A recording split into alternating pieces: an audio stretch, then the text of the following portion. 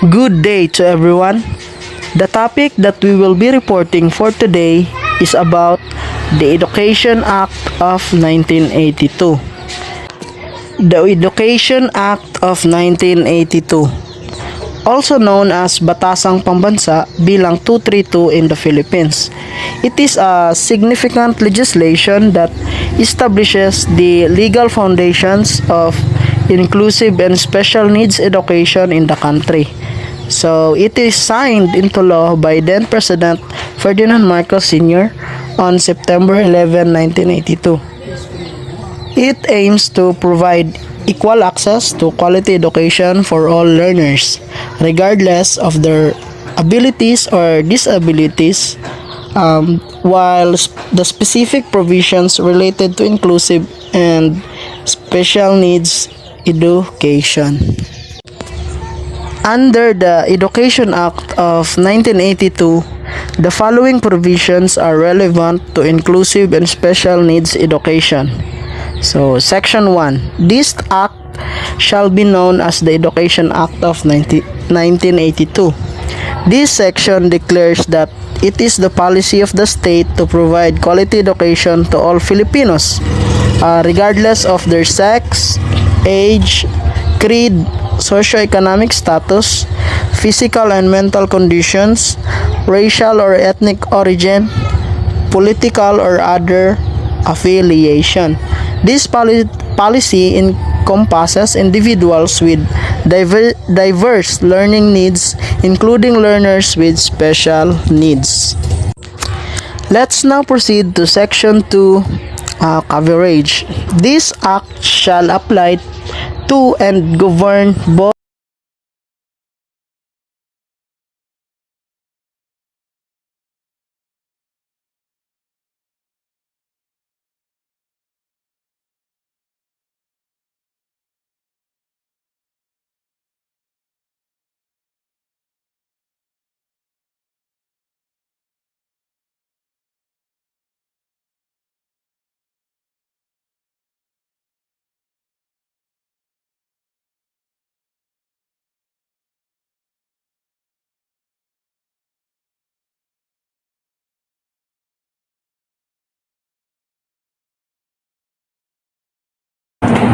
Section 4. Declaration of Objectives. The educational system aims to: first, provide for a broad general education that will assess each individual in the peculiar ecology of his own society to attain his potential as a human being, enhance the range and quality of individual and group participation in the basic functions of society, and acquire the essential educational foundation of his development into a productive and versatile citizen. Second, train the nation's manpower in the middle-level skills for national development. And third, develop the profession that will provide leadership for the nation in the advancement of knowledge for improving the quality of human life. And lastly, fourth, respond effectively to changing needs and conditions of the nation through a system of educational planning and evaluation. Towards the realization of these objectives and pursuant to the Constitution, all educational institutions shall aim to inculcate love of the country, teach the duties of citizenship, and develop moral character, personal discipline, and scientific, technological, and vocational efficiency. Furthermore, the educational system shall reach out to educationally deprived communities in order to give meaningful reality to their membership in the national society, to enrich their civic participation in the community and national life, and to unify all Filipinos in a free and just nation. Now let's proceed to Section 9, which is the right of students and schools. So, in addition to other rights and subject to the limitation prescribed by law and regulations, students and pupils in all schools shall enjoy the following rights.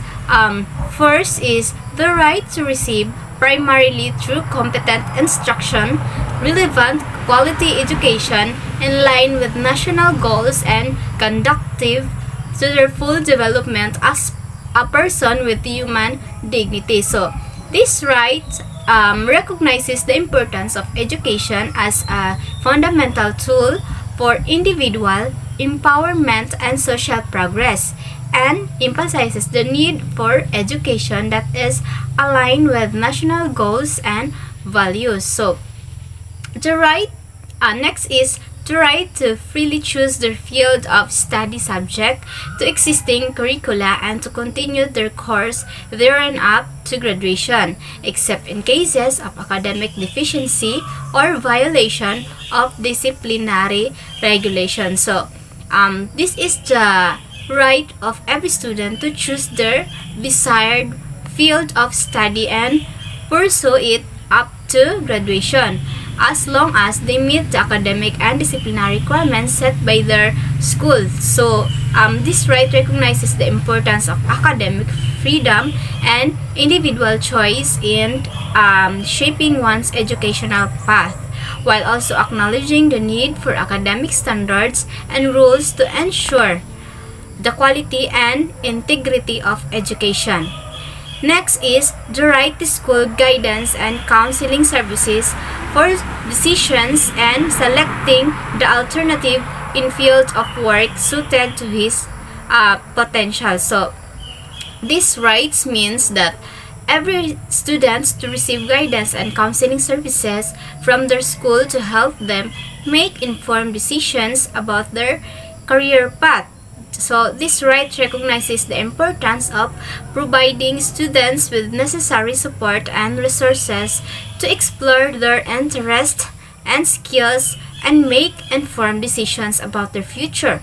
So, the guidance and counseling services provided by schools can include career assessments, job shadowing, opportunities, and advice on educational and training programs that can help students achieve their career goals.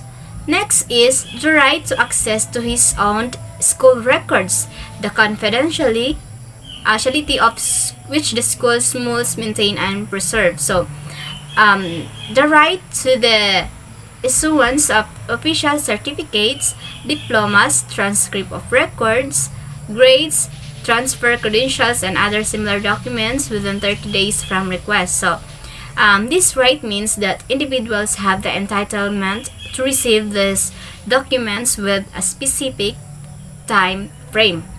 So, this right ensures that individuals can obtain the necessary paperwork promptly.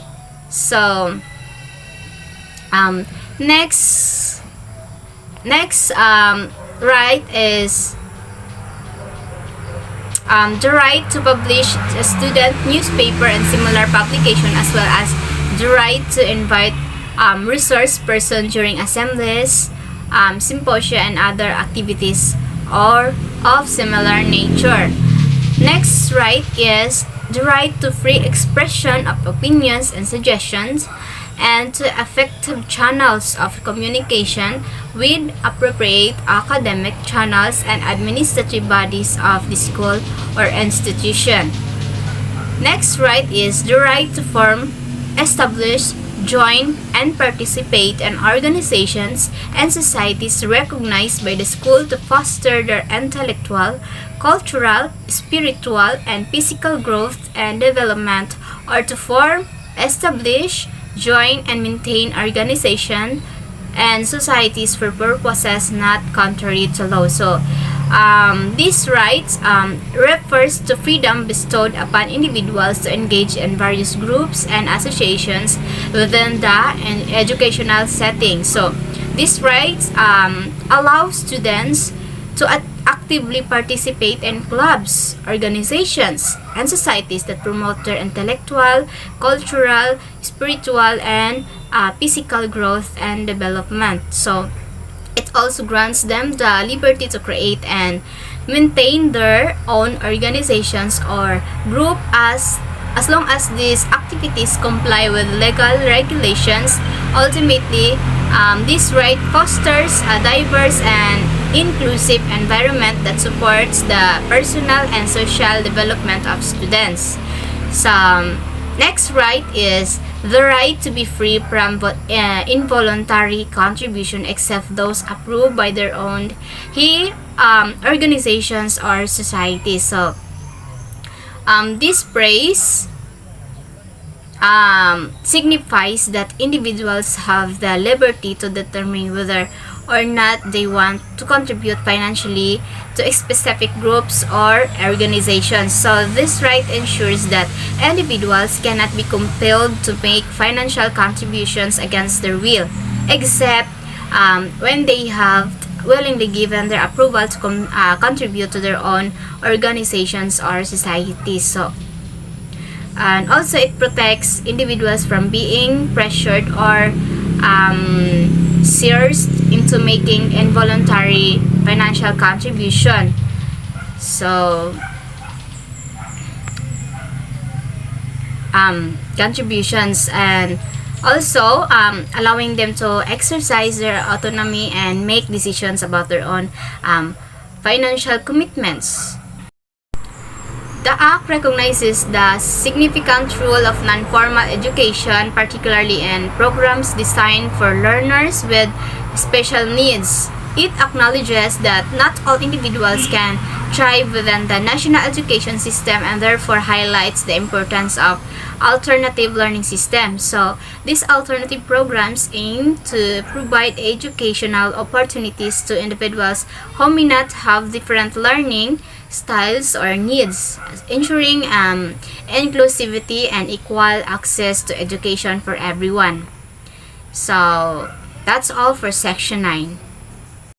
So this time we will going to proceed Section 24 of Education Act of 1982. This section says that specialized educational service, the state further recognizes its responsibility to provide, within the context of the formal education system, services to meet special needs of certain clientele. Clientele, it refers to the students. This specific type which shall be guided by the basic policies of the state embodied in the general provision of this act. So first, we have work education or practical arts as a program of basic education which aims to develop the right attitudes towards work, and technical vocational education, post-secondary but non-degree programs leading to 1, 2, or 3-year certificates in preparations for a group of middle-level occupations. Work education or practical arts, it refers as viewed as purposive and meaningful manual work organized as integral part of learning, especially to the persons with disabilities. Second, we have special education, the education of persons who are physically, mentally, emotionally, socially, or culturally different from the so-called normal. So it refers to the persons with disabilities. Individuals that they require modifications of school practices or services to develop them to their maximum capacity. So when we say special education, it is a separate system of education designed for the needs of differently abled children. It's a form of instruction that designed to meet the needs of students with disabilities so that they can learn the same skills and information as other children in school. So third one, we have non-formal education. Any organized school-based educational activities undertaken by the Ministry of Education, Culture, and Sports and other agencies aim at attaining specific learning objectives for a particular clientele, especially the illiterates. So when we say illiterate, it is the persons unable to write or read, and the out-of-school youth and adults, distinct from and outside the regular offerings of the formal school system.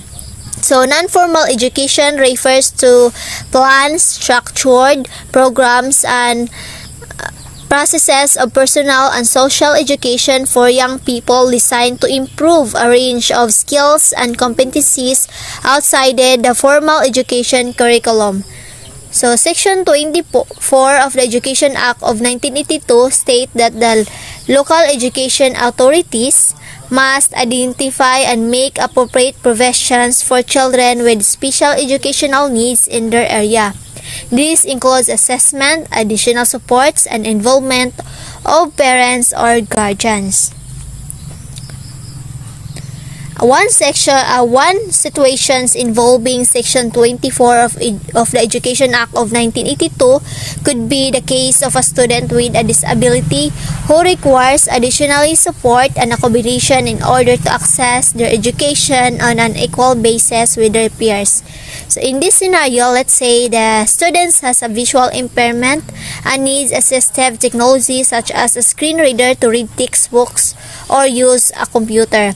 However, their school refuses to provide the necessary equipment and instead suggests that the students simply rely on the assistance of their classmates or teachers to assess their education. So the family of the student, aware of the right under Section 24 of the Education Act of 1982, reaches out to the school administration to request appropriate accommodations such as the provisions of necessary assisted technology and to ensure their children's rights to an inclusive education. So, in Section 41, Government Assistance. The government, in recognition of their complementary role in the education system, may provide aid for the programs of private schools in the form of grants or scholarships or loans from the government financial institutions, provided that such programs meet certain defined educational requirements and standards and contribute to the attainment of national development goals. So, in this section, it emphasizes the importance of parental involvement in education, including parents of children with special needs. So it encourages collaboration between schools, parents, and communities to address the unique needs of their learners effectively. So while the Education Act of 1982 does not provide specific guidelines for inclusive and special needs education, it sets the legal foundation that supports the principle of quality, non-discrimination, and equal access to education. So these principles are crucial in ensuring that learners with special needs are not excluded, rather included in the educational system. So, in practical situations, the law specified in the Education Act of 1982 serves as the basis for various policies and programs that promote inclusive and special needs education. So, some examples include, so we have accessibility, individualized education plans or IEPs, inclusive classroom practices, collaborative partnerships, and special education centers and services. So first, we have accessibility. So the Act provision can be used to advocate for physical accessibility in schools, ensuring that learners with disabilities can navigate the school's premises independently. So we also have individualized education plans or IEPs. Schools can develop and implement IEPs for students with special needs, taking into consideration their unique educational requirements and providing appropriate support. So third is inclusive classroom practices. So the Act can be used to encourage schools and adopt inclusive classroom practices such as differentiated instruction, accommodations to cater the diverse learners effectively. So fourth is collaborative partnerships. So the Act promotes collaboration between schools, parents, and communities, enhancing the involvement of parents and support networks in the education of students with special needs. So the last situation is special education centers and services. So the law mandates the establishments of special education programs, centers, and services to cater the needs of learners who require specialized instruction. So in summary, While the Education Act of 1982 does not explicitly address inclusive and special needs education, its provision pertaining to non-discrimination, equal opportunities, and parental involvement can provide a legal framework for the development of inclusive practices and policies in the field of education. So that is the end of our report. Thank you for watching and listening.